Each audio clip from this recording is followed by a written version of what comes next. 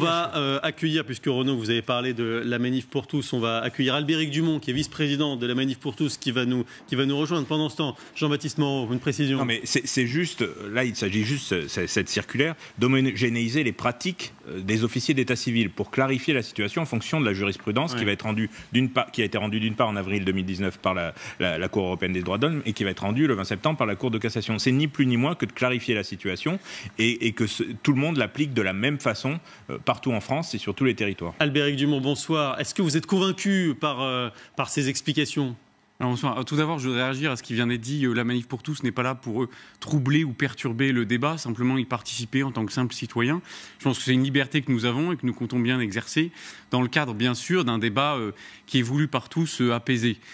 Ces questions de PMA et de GPA sont malheureusement liées, puisqu'à partir du moment où on considère que un désir, même légitime, devient un droit, une femme seule pourrait avoir un enfant, pourquoi un homme seul ne pourrait pas lui-même avoir un enfant ? Et donc, il est tout à fait logique dans cette conception-là de dire une femme seule qui pourrait avoir un enfant via une PMA, pourquoi un homme seul n'aurait pas le droit, lui ? Non, mais au-delà des passerelles entre les deux, ce qui nous intéresse ici, c'est cette histoire de filiation. Est-ce que la filiation serait une reconnaissance de fait de la GPA ? C'est ça la question.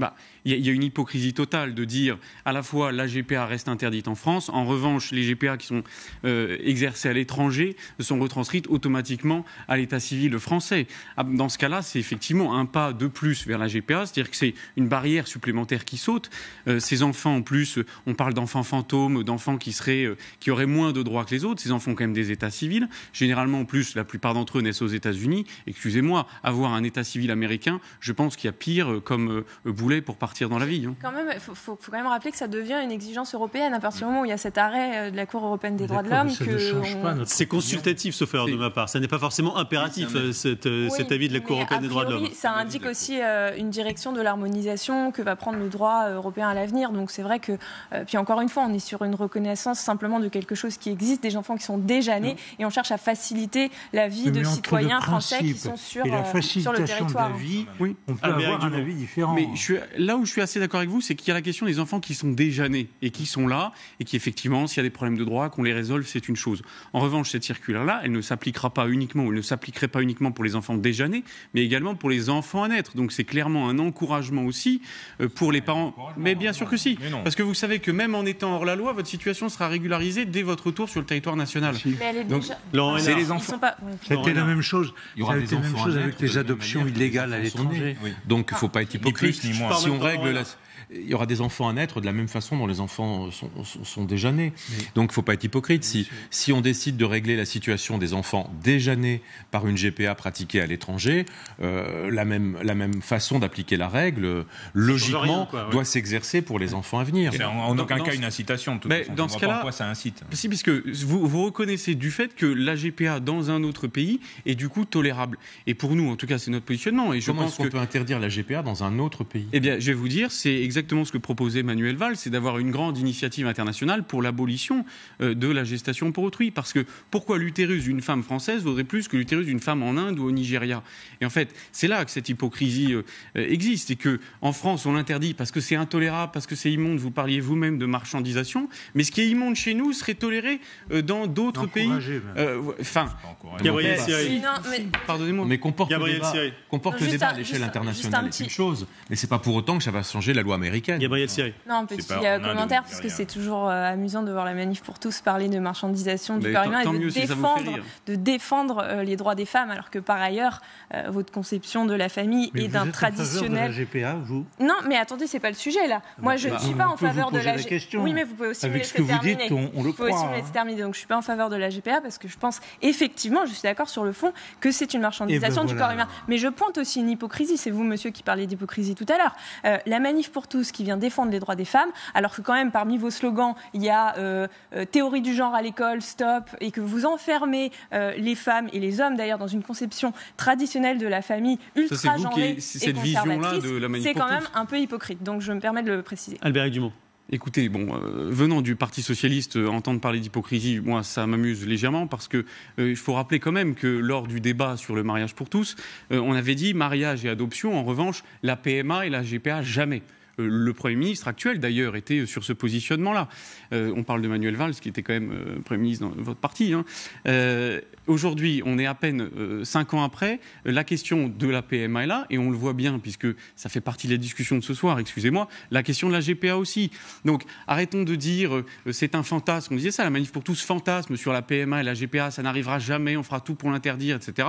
Au final, 5 ans après, on a exactement ce débat-là. Donc, voilà, pardonnez-moi, mais je pense que sur ce coup-là, la Manif pour tous avait raison, même si je pense que ça vous coûtera de le reconnaître. Jean-Baptiste Moreau, c'est complètement faux ce qu'il vient de dire Albéric Dumont. C'est vrai qu'à l'époque, c'est ce qu'on entendait. Oui, peut-être, encore que sur la PMA, je ne suis pas sûr. Sur la GPA, oui, ça a toujours été dit. Et ça, c'est aussi ce qu'on dit. La GPA n'a pas sa place dans la loi bioéthique, n'aura pas sa place et ne sera pas autorisée en France, pas plus aujourd'hui que demain. Voilà. Après, je ne vais pas répondre des futures majorités qui seront élues aux futures élections. Voilà, mais je n'ai aucun souci avec ça.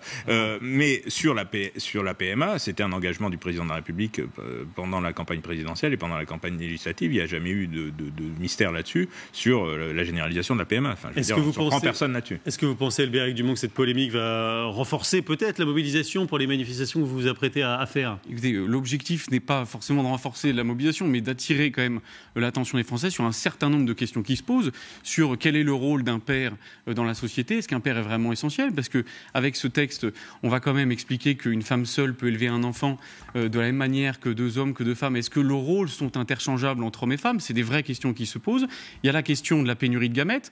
Pardonnez-moi, mais là, les députés n'ont pas réussi à trouver des solutions qui, en tout cas, vont rassurer les gens qui sont concernés par ces questions. Et puis, il y a la question de la marchandisation, évidemment.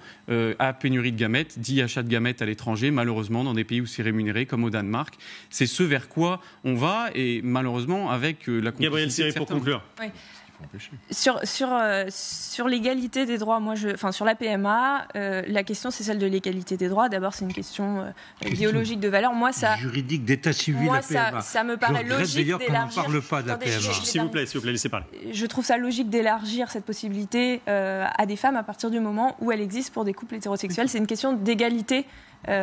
Moi, j'entends votre argument, mais le Conseil d'État, et ce n'est pas la Manif pour tous qui le dit, a résolu ce problème avec un avis du 28 septembre dernier qui dit que à situation identique, il doit y avoir une réponse identique. Et le Conseil d'État lui-même dit que les couples homosexuels et hétérosexuels ne sont pas placés au regard de la filiation dans la même situation. Et donc, il n'y a pas de discrimination à maintenir. Je voulais juste terminer. C'est le Conseil d'État. Au-delà donc, de cette question des valeurs d'idéologie, d'égalité des droits, il y a des questions scientifiques derrière. Il y a des études qui ont été menées sur le bien-être des enfants. Vous en avez probablement lu, celle du New Journal of Medicine, par exemple, qui montre que l'important, au-delà de la question du père ou de la mère, en fait, c'est la figure de l'attachement pour l'enfant. Donc même les sciences tentent à aussi légitimer cette évolution qui peut être vue comme une évolution politique d'égalité des droits, mais qui derrière, en réalité, a une réalité. Ne refaisons pas le débat sur la PMA, c'est pas vraiment le sujet du jour, mais évidemment, on sent bien que oui, mais c'est pour ça qu'on a parlé un peu. Allez, vous restez avec nous dans quelques instants. Le Grand Soir revient. Merci beaucoup, Albéric Dumont.